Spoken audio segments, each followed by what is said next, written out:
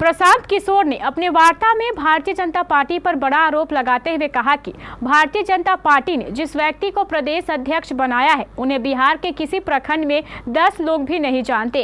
इस पर पलटवार करते हुए भारतीय जनता पार्टी के प्रवक्ता प्रेम रंजन पटेल ने कहा कि जो इवेंट चलाने वाले लोग हैं उनकी बातों पर भारतीय जनता पार्टी ध्यान नहीं देती।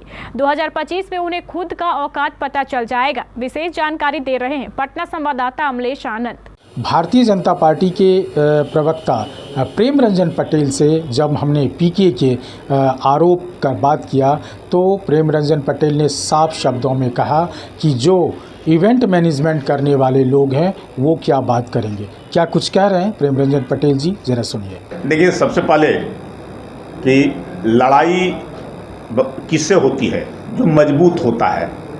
तो कहीं ना कहीं भारतीय जनता पार्टी मजबूत है उनके नज़रों में, तब तो वो अपने आप को लड़ाई में जो है से भारतीय जनता पार्टी से मानते हैं। और भारतीय जनता पार्टी का मुकाबला जिसकी पार्टी अभी बनी नहीं है और वो करने चले हैं, जो दुनिया की सबसे ज़्यादा सदस्यों वाली पार्टी है।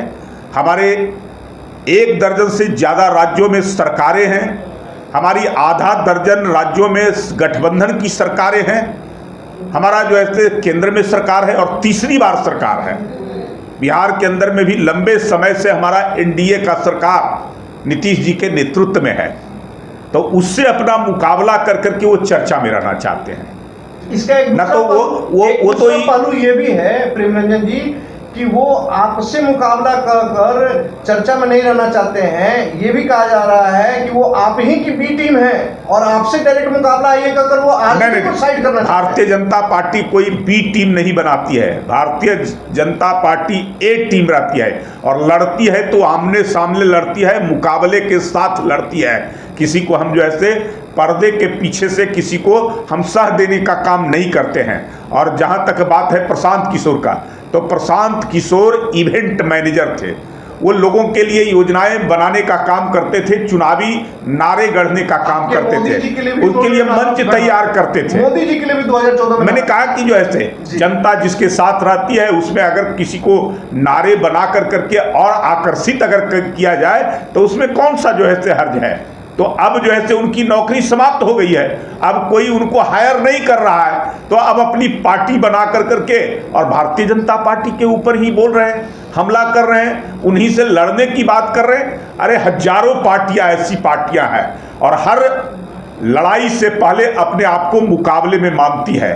और जब पता चलता है चुनाव में कि उनकी पार्टी की जमानत जब्त हो गई, जरा 2020 का निकाल कर करके आप देख लीजिए। एक पार्टी आई थी प्लुरल्स पार्टी, जो लोगों को बड़े बड़े सपने दिखाई थी, लोगों के बीच में भ्रम पैदा की और लगा कि वो जैसे सरकार बनाने की स्थिति में है। और उसके जो हेड मुखिया पुष्पम प्रिया चौधरी, जो खुद चुनाव लड़ी 2 विधानसभा से और दोनों विधानसभा में जमानत जब्त, 400-500 वोटों पर सिमट कर करके रह गई। तो मुझे लगता है कि प्रशांत किशोर का भी अस्त्र अगले अगर पार्टी बनाएंगे और चुनाव में जाएंगे तो खुद उनका वो लड़ कर करके देख लें। पार्टी को लड़ाने की बात कर रहे हैं, अपने लड़ करके देख लें, उसके बाद उनको अपनी औकात नजर आ जाएगी और पार्टी कहाँ रहेगी पता नहीं। 2025 चुनाव के बाद खोजने पर भी नहीं मिलेंगे, लोग ढूंढते रह जाएंगे। जिन लोगों को सब्जबाग दिखाया है, सपना दिखाया है, बड़ी बड़ी बातें की है, वो सब जो है से अपने आप को जो उनके साथ जुड़ेंगे ठगे से महसूस करेंगे। आपने सुना, प्रेम रंजन पटेल ने साफ शब्दों में कहा है कि पीके पर कोई भरोसा करने वाला नहीं है, वो ठगने का काम कर रहे हैं और पूरे समाज देख रही है। चुनाव आने दीजिए, उनको जवाब मिल जाएगा। अमलेश आनंद, केबीसी न्यूज़, पटना।